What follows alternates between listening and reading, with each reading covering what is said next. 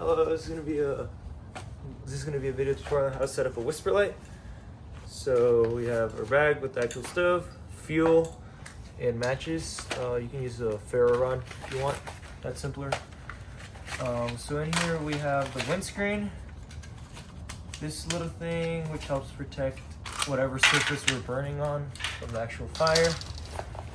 We have toolkit, the stove, which as you see wraps up very nicely, but once you take this little clip away, you can rotate all three of these. So you have a stable stove, manuals,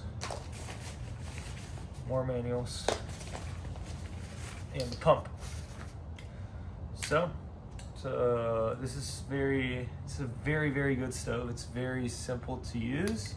Once you get the hang of it, it runs on liquid fuel, which is a lot cheaper and runs for longer than normal isobutane. It's also internationally like the same thing, it's just white fuel. Very easy. It burns well at high altitudes and cold temperatures, which is another great plus. And it, as you'll be able to see, it gets very hot. So to operate it, you just push down and then open it. It's like a child's lock.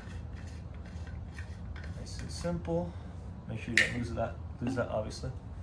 So when you're putting the pump on, you're gonna take this white thing, put that in the hole first, and then put the thing with this thin thing 90-degree in, and then rotate it in. Screw that on. Now you're gonna put about like 10 pumps in, 15 pumps in until it starts getting hard. This should be all the way tight. There should be no fuel leaking out of this. The other one I just tested had fuel leaking out of it and it dripped on my hand. There should be nothing coming out of here, because if that fuel touches a flame, now you're gonna have a fire and not fun stuff. So if anything starts going wrong, fix it. Manual teaches you how to fix it.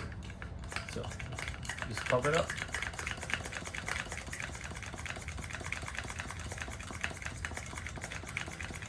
Also, if you're using it for a long amount of time, you might need to keep on pumping it like as it's burning to make sure there's pressure pushing the fuel out. But that should be good for now. It's a bit harder than before. Nothing crazy. You don't need a crazy ton of pressure. And put this thing in. There's a block here. This should be able will slide on top. So you're putting this little thing on top. So you're pressing it in. The hole should be flush. And then bring it over, flip it in so that won't come out. Now, you got your stove. Put it on your little mat here, and you're gonna, right now the fuel is liquid. So what happens in the actual stove is that it goes up this loop and then down. Now down here it goes up into this aerator that at first squirts it out as a liquid. That's gonna get absorbed by the wick down here by the cup, and that's what we're gonna light originally on fire. Now as that heats up, it's gonna heat this tube up. When this tube heats up and you send more fuel through it, it's gonna eventually become a gas and come out of the top. And that's how we're gonna get our very efficient blue flame, which we'll see in a bit. So we're gonna start with letting the lid out a bit out. And I don't know if the camera's gonna hear it, but you'll be able to hear it in person. You'll be able to hear it hit the top. And there it is. And you're gonna see the wick get wet. Pretty much as soon as that happens, you turn it off. Because a bit of liquid fuel here makes a giant flame, as you'll see in a second.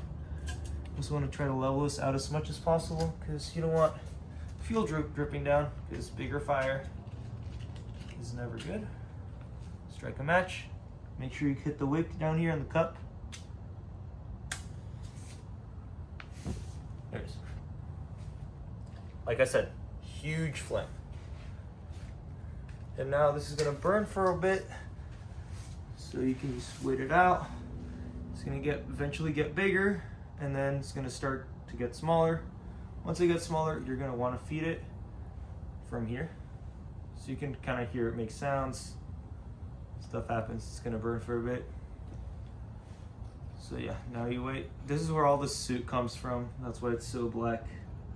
And then it gets on your hands and it's not fun. So as it's going down like now, like right now, I'm gonna put just a little bit in there, just to make sure it doesn't die off. Because once it dies off, it's very bad. Once you hear that hissing sound, you can see the blue on top. And there you have your nice blue flame. At this point, you can put your windscreen around it, put your pot on top of it. That's gonna boil water very nicely. See, if you increase this, you'll get a crazy, that's a nice flame. That's gonna boil your water fast. And it's very clean burning. So, very nice. It's your pure fuel, just pure fuel. Once you close it all the way up, eventually dies. You can see how the metal's getting a bit red. That happens with extended periods of time. It starts sparking sometimes. It's normal. Nothing's happening. Nothing's going wrong. Stuff starts coming out of here. That's when stuff starts going wrong. So yeah, that is how to use it. And once this cools down, I'll make a video on how to put it away. Okay, so we're back. This is cool now, or cool enough.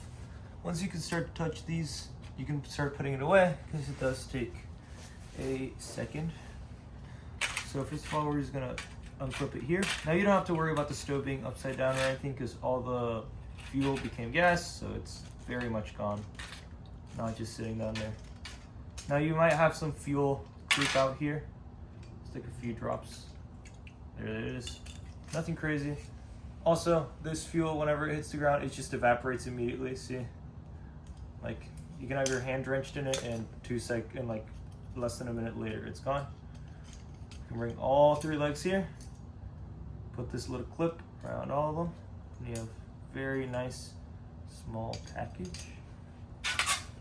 This, fold it up, put it with the other one. This, now here, make sure it's tight again.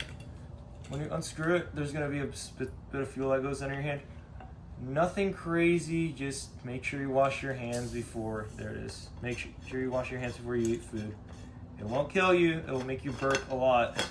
It's very uncomfortable, but it does happen. And now here is gonna feel where the 90-degree little nozzle thing is, and you can just feel your way out of it. I got it a second ago. Can't seem to get it now. There it is. There you go. That's gonna be a bit wet from fuel, but like I said, we'll dry in a few seconds. Go ahead and close that up. Make sure no leaves or anything get in here. That's not good for it. Obviously, it's fuel. So I'm going first with this. It's the most awkward, and it's also somewhat warm, so don't want to be touching that. Put all the foil in. Toolkit. Instructions and manual. Pump. More instructions. There we go. You're back to bag and bottle. Very effective system, very easy, and very good for backpacking use.